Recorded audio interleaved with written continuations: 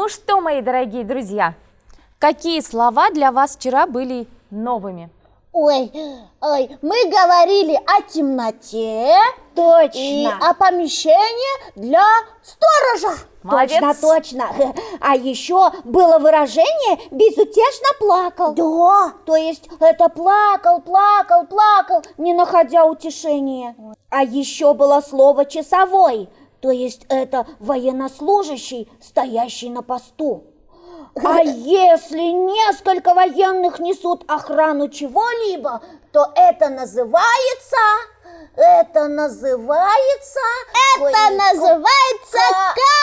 караул! Молодцы! Спасибо тебе, Азиз. Молодцы, Спасибо. мои хорошие. Вот видите, до начала передачи у нас было несколько минут, и мы с пользой провели, верно? Да. Вот, а сейчас, думаю, самое время начинать нашу передачу. Хорошо? Хорошо. Готовы? Здравствуйте, мои маленькие друзья, а также их родители. Здравствуйте. Привет, друзья! Здравствуйте. Вчера мы с вами прочитали рассказ «Честное слово», замечательный, который учит нас быть честными, патриотами и всегда держать свое слово. Правильно, ребята? Правильно. Да, верно. А теперь я предлагаю вам, давайте зададим друг другу вопросы Ой, по этому давайте. рассказу. Готовы? Готовы! Немножко Так. страшновато. Ну, начну я. Хорошо. Так, Лола, а где происходили действия? Это я помню. Действия происходили в саду на Васильевском острове. Верно. Автор сидел там на скамеечке и читал до самого позднего вечера, пока не стемнело. Молодец. Ну, Азиз, а Да. теперь ты задай вопрос. Нет, Нет? это Лолка должна мне задавать вопрос. Лолка? Ну, давай. Я задам вопрос. Итак, слушай внимательно. Слушаю. Автор услышал плач и нашел того мальчика, который плакал. Скажи, пожалуйста, Азиз, а почему он плакал? Ой, он плакал от того, что не мог уйти с поста, хотя уже стемнело, и он был очень голоден. Ага, А может, еще и от обиды, что про него забыли товарищи? точно. Да, и ушли, верно? Очень грустная история, правда? Да, очень. Да. А теперь моя очередь. Ой, Давай, Азиз, задавай. В какую ситуацию попал мальчик и как это случилось? ух Так, ты. Лола, готова? Это я, а может быть вы ответите? Ну, хорошо. Мальчик сидел на скамейке и плакал. Так. Прошел мимо прохожий, подошел и спросил его, в чем дело. А тот и сказал, стою на посту, караулю. Ага.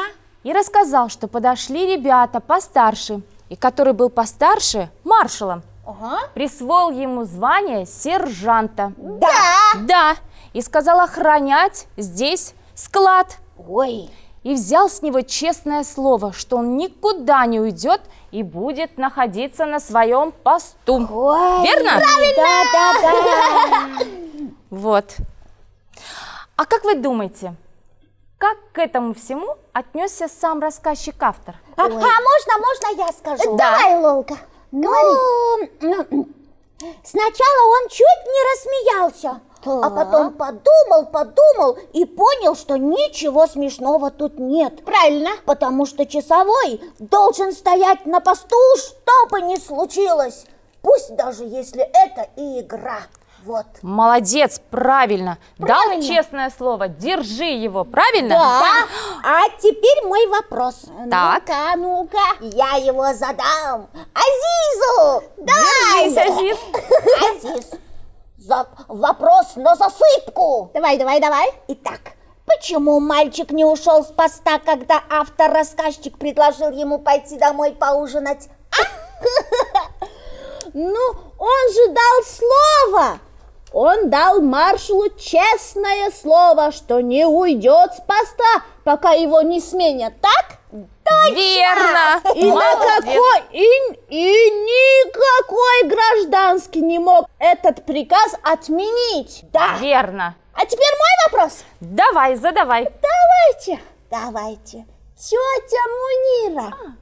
Тетя Мунира, Да, когда мы продолжим читать? Ой, правда, а тетя Мунира, а когда мы начнем читать продолжение? Очень хороший вопрос. Замечательный. Я думаю, что пришло время продолжить чтение нашего рассказа. Вы готовы? Да. И мы обязательно должны узнать, чем закончилась эта замечательная история, которая называется «Честное слово». Честное Автор слово. является Пантелеев. Готовы? Готовы! Ну что ж, приступаем. Приступаем. Ну вот что, сказал я, подумав. Ты беги домой, поужинай, а я пока за тебя постою тут.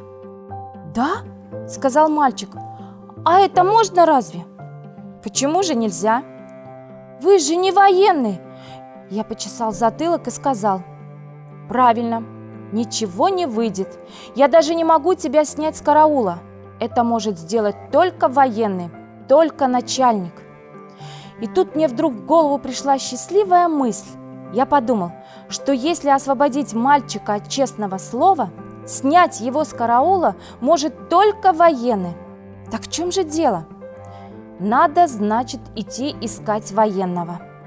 Я ничего не сказал мальчику, только сказал: подожди минутку. Я сам, не теряя времени, побежал к выходу. Ворота еще были не закрыты. Еще сторож ходил где-то в самых дальних уголках сада и дозванивал там в свой колокольчик. Я стал у ворот и долго поджидал, не пройдет ли мимо какой-нибудь лейтенант или хотя бы рядовой красноармеец. Но, как назло, ни один военный не показывался на улице. Вот было мелькнули на другой стороне улицы какие-то черные шинели. Я обрадовался, подумал, что это военные моряки. Перебежал улицу и увидел, что это не моряки, а мальчишки-ремесленники. Прошел высокий железнодорожник в очень красивой шинели с зелеными нашивками. Но и железнодорожник с его замечательной шинелью мне тоже был в эту минуту ни к чему. Я уже хотел несолоно хлебавши возвращаться в сад, как вдруг увидел за углом на трамвайной остановке защитную командирскую фуражку с синим кавалерийским околышем. Кажется, еще никогда в жизни я так не радовался, как обрадовался в эту минуту. Сломя голову, я побежал к остановке. И вдруг, не успел добежать, вижу, к остановке подходит трамвай. И командир, молодой кавалерийский майор, вместе с остальной публикой собирается протискиваться в вагон. Запыхавшись, я подбежал к нему, схватил за руку и закричал: «Товарищ майор, минуточку! Подождите, товарищ майор!» Он оглянулся, с удивлением на меня посмотрел и сказал: «В чем дело?» «Видите ли, в чем дело?» – сказал я. «Тут, в саду, около каменной будки, на часах стоит мальчик. Он не может уйти. Он дал честное слово. Он очень маленький. Он плачет». Командир захлопал глазами и посмотрел на меня с испугом. Наверное, он тоже подумал, что я болен и что у меня голова не в порядке. «При чем же тут я?» – сказал он. Трамвай его ушел, и он смотрел на меня очень сердито. Но когда я немножко подробнее объяснил ему, в чем дело, он не стал раздумывать и сразу сказал: «Идемте, идемте, конечно. Что же вы мне сразу не сказали?» Когда мы подошли к саду, сторож как раз вешал на воротах замок. Я попросил его несколько минут подождать. Сказал, что в саду у меня остался мальчик, и мы с майором побежали в глубину сада. В темноте мы с трудом отыскали белый домик. Мальчик стоял на том же месте, где я его оставил. И опять, но в этот раз очень тихо плакал. Я окликнула его. Он обрадовался, даже вскрикнул от радости. А я сказал: «Ну вот, я привел начальника». Увидев командира, мальчик как-то весь выпрямился, вытянулся и стал на несколько сантиметров выше. «Товарищ караульный!» – сказал командир. «Какое вы носите звание?» Я сержант!» – сказал мальчик. «Товарищ сержант, приказываю оставить веренный вам пост!» Мальчик помолчал, посопел носом и сказал: «А у вас какое звание? Я не вижу, сколько у вас звездочек». «Я майор», — сказал командир. И тогда мальчик приложил руку к широкому козырьку своей серенькой кепки и сказал: «Есть, товарищ майор! Приказано оставить пост!» И сказал это он так звонко и так ловко, что мы оба не выдержали и расхохотались. И мальчик тоже весело, с облегчением засмеялся. Не успели мы втроем выйти из сада, как за нами хлопнули ворота, и сторож несколько раз повернул в скважине ключ. Майор протянул мальчику руку. «Молодец, товарищ сержант!» — сказал он. «Из тебя выйдет настоящий воин! До свидания!» Мальчик что-то пробормотал и сказал: «До свидания!» А майор отдал нам обоим честь и, увидев, что опять подходит его трамвай, побежал к остановке. Я тоже попрощался с мальчиком и пожал ему руку. «Может быть, тебя проводить?» – спросил я у него. «Нет, я близко живу, я не боюсь», – сказал мальчик. Я посмотрел на его маленький веснушчатый нос и подумал, что ему действительно нечего бояться. Мальчик, у которого такая сильная воля и такое крепкое слово, не испугается темноты, не испугается хулиганов, не испугается и более страшных вещей. А когда он вырастет, еще неизвестно, кем он будет, когда вырастет.